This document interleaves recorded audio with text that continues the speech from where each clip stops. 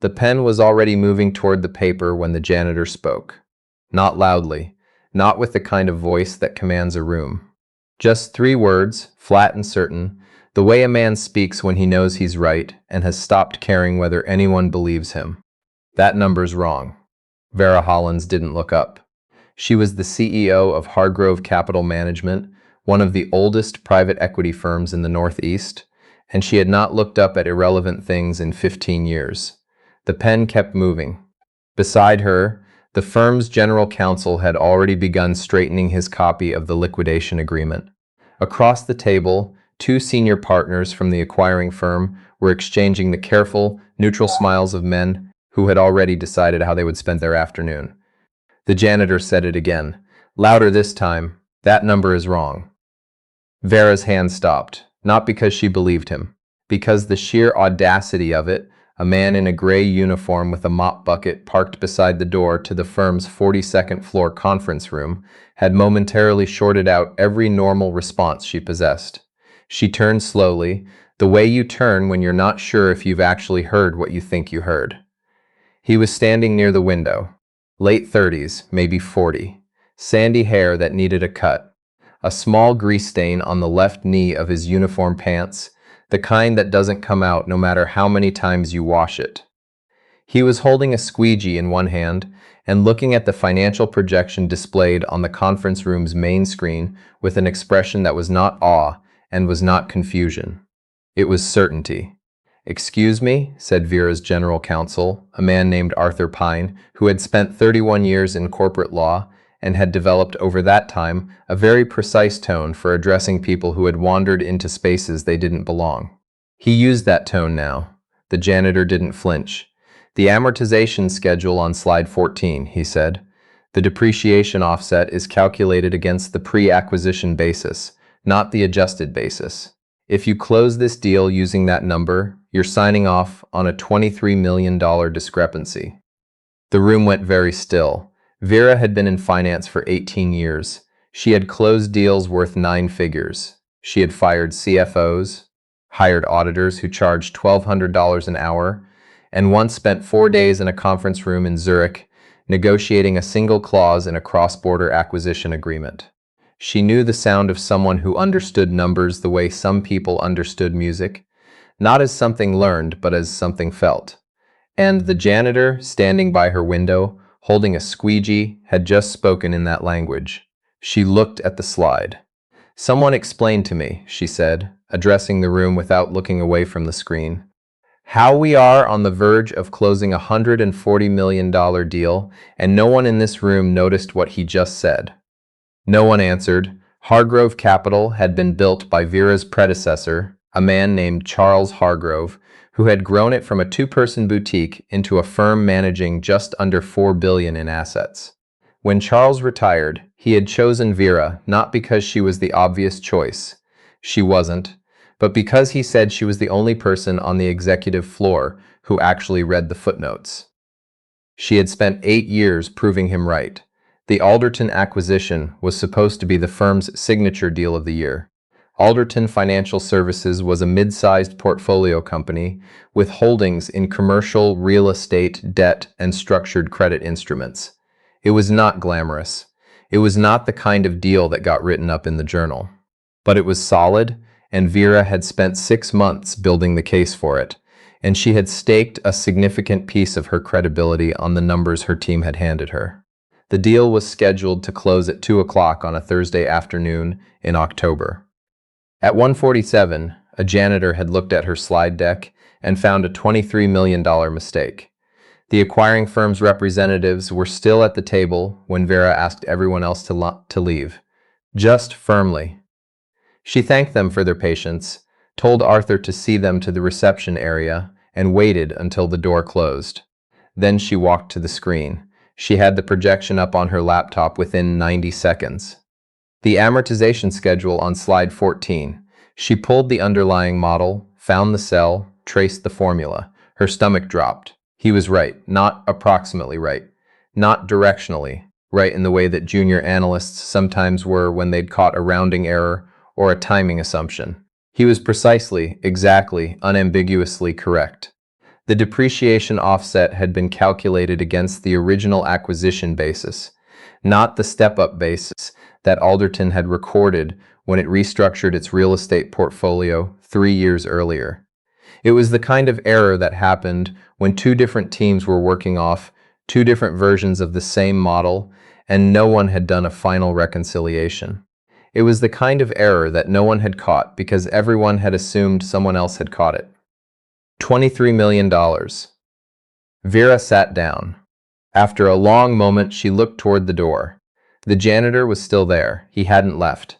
He was standing with the squeegee at his side, not quite meeting her eyes, with the specific stillness of a person who has done what they came to do and is now waiting to see what happens next. "What's your name?" Vera asked. "Hale," he said. "Miles Hale." "Miles," she said the name once, testing it. "How do you know amortization schedules?" He was quiet for a second, not the quiet of someone deciding whether to lie, the quiet of someone deciding how much of the truth to give. "I used to work in structured finance," he said finally. Before. She didn't ask what before meant. Something in the way he said it made clear that the full answer would take longer than either of them had right now. "You work for the building?" she asked. "Contracted through Meridian Services," he said. "I've been on this floor for about 8 months." 8 months. He had been cleaning the 42nd floor of Hargrove Capital for 8 months, and this was the first time Vera had ever looked at him long enough to remember his face. She felt something uncomfortable move through her at the thought, but she set it aside. "The deal can't close today," she said. It wasn't a question. She was thinking out loud, already running the checklist. "We need to reopen the model, pull the full depreciation schedule from the original Alderton files, have the valuation team reconcile every line item against the step-up basis. Then we go back to the table." "That's right," Miles said, simply, like they were two colleagues at a whiteboard. "How long?" Vera said. "Were you standing there before you said anything?" He considered this honestly. "About 4 minutes. 4 minutes." She looked at him. "Why did you wait 4 minutes?" He gave a small, dry shrug.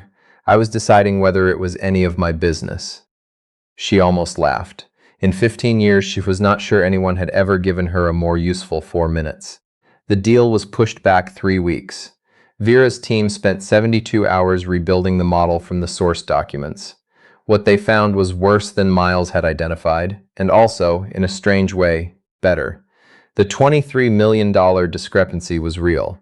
But once you corrected the depreciation offset, a different picture of Alderton's actual asset value emerged, one that was, in certain categories, more favorable to Hargrove than the original model had suggested. The deal still made sense. It made different sense. It required a renegotiation of two specific provisions in the purchase agreement, and the acquiring firm's representatives were not pleased about the delay. But they came back to the table because the underlying economics were sound. Vera closed the deal 31 days later, on a Tuesday, and it was $3 million better than the original terms. She thought about Miles Hale the entire time. She didn't go looking for him immediately. She wasn't sure what she would say.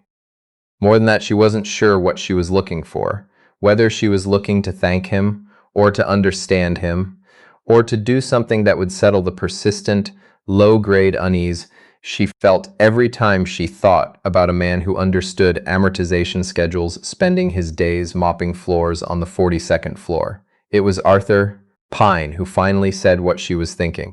"You know," he said one morning, 6 days after the deal closed, dropping a folder on her desk with the particular casualness that meant he'd been waiting for the right moment to bring something up. "There's a story there. With the janitor." "There usually is," Vera said. "I did some asking around," Arthur said, sitting down, discreetly. She looked up. "He has a daughter," Arthur said. 9 years old. Names, I forget, something unusual. He's raising her alone. Her mother passed 2 years ago. Ovarian cancer." Vera was quiet. "Before that," Arthur continued, "he was a quantitative analyst at a mid-market fund in Boston. Leftish, from what I can gather, when his wife got sick. Wanted to be available for doctor's appointments, for the hospital, for the kid. They burned through their savings. He couldn't go back to finance easily. There's a gap in his resume, and apparently he'd had some kind of falling out with his former employer over a leave of absence that wasn't handled well. Arthur paused. He's been at Meridian for about a year and a half. I think he took the first thing that paid. Vera said nothing for a long moment. His daughter, she said. She's okay. As far as I know, Arthur said. He's raising her on his own. Vera turned to look out the window. 42 floors below, the city was doing what it always did, moving, impervious, indifferent. She thought about Miles Hale doing the math in his head for 4 minutes, deciding whether it was his business, deciding to say something anyway. Find out what his situation is, she said, his actual situation. Benefits, pay, hours. Whatever Meridian has him on. Arthur nodded and picked up the folder. And Arthur, she said. He stopped. Be discreet, she said. What Arthur found was not surprising, and was also, in the specific way of things that are not surprising, deeply depressing. Miles Hale was earning $16.40 an hour. He had no health insurance through his contracted position. Meridian's standard terms for part-time contracted workers excluded benefits until a worker had completed 18 months of continuous service, and Miles was at 14. His daughter was covered under a state assistance program, but he was uninsured himself. He was working 6 days a week.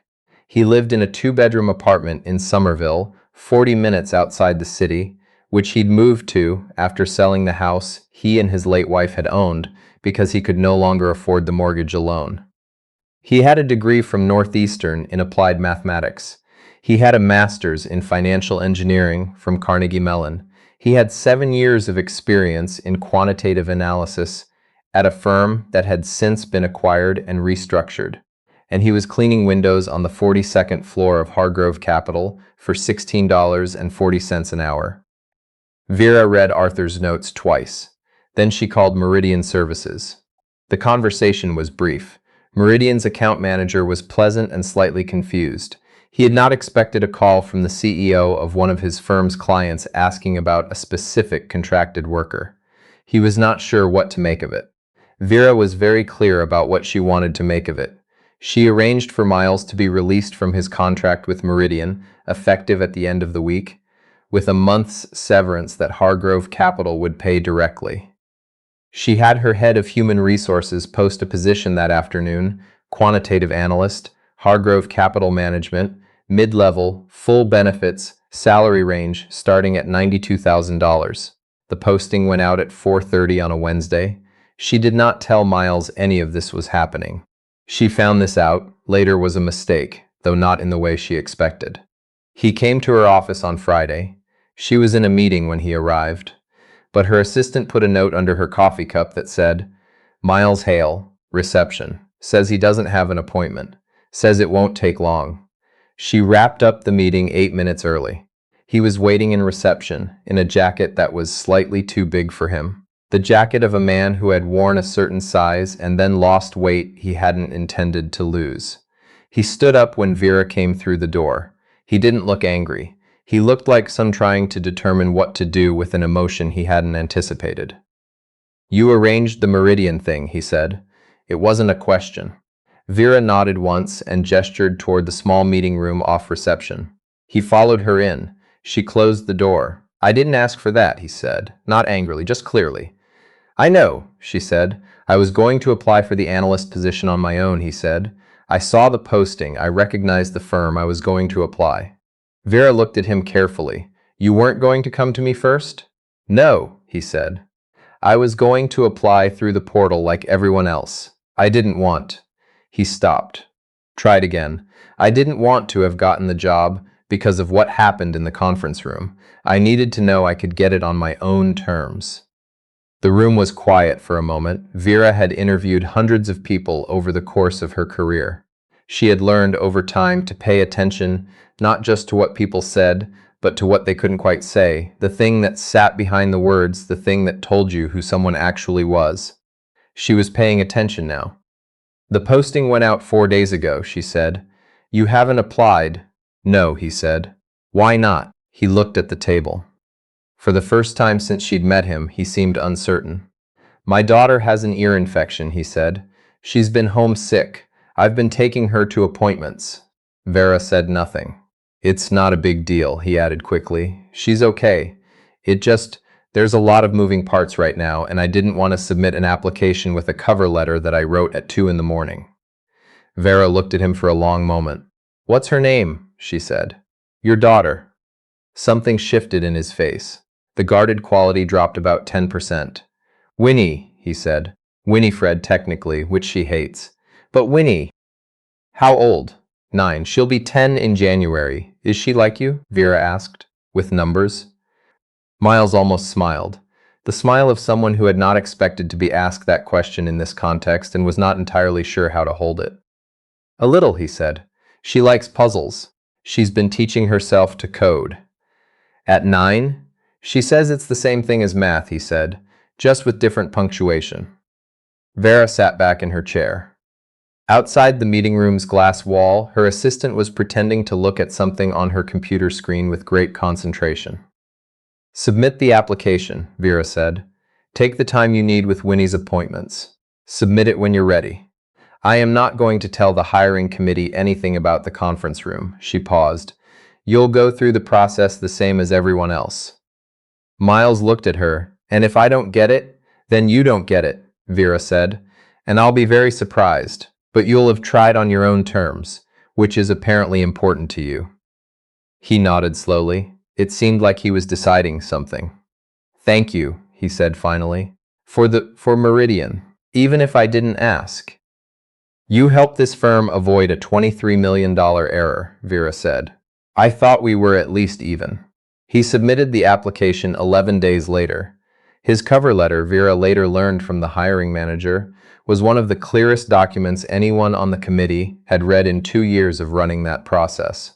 It said exactly what he could do, why he wanted the role, and what he needed from an employer in terms of schedule flexibility. It said nothing about his personal circumstances except this. I have a 9-year-old daughter who I raise alone. I need a team that understands that some mornings the bus is late and some afternoons I leave at 4:30. I will make up every minute of it, and I will do it in a way that exceeds what you expect from me. I am asking for the chance to show you that. The committee ranked him first out of 19 applicants. He started in November on a Monday. Vera was in Chicago for 2 days of meetings and missed his first day entirely. Her assistant sent her a text that evening. Miles Hale started today. He brought cookies for the team. His daughter made them. They're lemon. Vera read the text in a hotel room with a view of Lake Michigan and felt something she hadn't felt in a very long time. Not pride exactly, something quieter, something that felt like the world being briefly, correctly calibrated. She ran into him 3 weeks later at the coffee station on 42 at 7:15 in the morning. He was early. She was always early. They were the only 2 people there. How's Winnie? She asked. Better, he said, ear fully recovered. Currently obsessed with a coding game about building a city. He paused. She built a transportation system last weekend that was actually more efficient than the one this city uses. Vera poured her coffee. She's going to be terrifying. She already is, he said. He said it the way parents say things like that, with the specific pride of someone who has had to fight hard to see their child thrive and has not yet stopped being quietly astonished that they made it. Miles, Vera said. He looked at her. 4 minutes, she said. On the day of the closing, if you'd waited 5, I would have signed. He was quiet for a second. I know, he said. That's why I stopped waiting. He filled his coffee cup and went back to his desk. Vera stood at the coffee station for a moment by herself, looking out at the early morning gray of the city, the lights still on in every building, all those thousands of people beginning their day in the middle of a world that didn't know their names and had not thought to ask. She thought about a man who had spent 8 months on this floor, invisible, carrying a capacity that the people around him had no idea existed, and had said something when he could have said nothing. Not because it benefited him, not because anyone would have thanked him, not because the system had given him any reason to believe his voice would be heard. He had said it because the number was wrong, and he knew it, and staying silent would have meant becoming the kind of person who sees a wrong thing and looks away. She thought there were worse ways to raise his daughter than to let her watch her father be that kind of man. She picked up her coffee and went back to work.